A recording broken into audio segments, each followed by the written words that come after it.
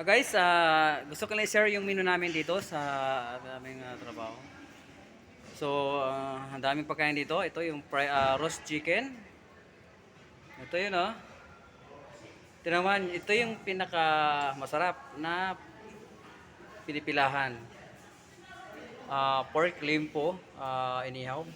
Wow, sarap, oh. Tapos, ito naman yung beef caldereta. Mamaya to ay ubos na. Ito naman, ginataang tambakol. Sarap. Ito naman, chapsoy gulay. Gulay, pangpahaba ng buhay. Ito yung native banda dito banda, yung mga native menu. Ito naman, ay breaded pork chop. Breaded pork chop. Yan, oh. Wow. Ito naman ay grilled chicken with atsara. Ito naman, beef Alakrim. alakib. Wow, alakib. Ang sarap, oh.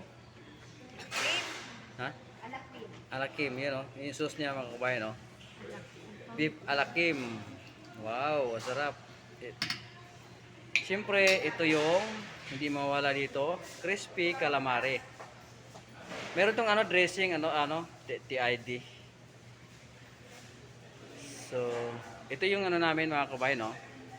Ito yung kainan, pero sa oras nito wala pang tao masyado kasi madalas ang kakainan dito mga 11:30 hanggang 1. Dami ng tao rito. So, yun lang. Salamat sa inyong papanood sa aking video. Baka pwede maglambing sa inyong lahat. Paki-subscribe naman ang aking channel. Like and share kay Kuya Marky TV. Maraming salamat. Bye-bye.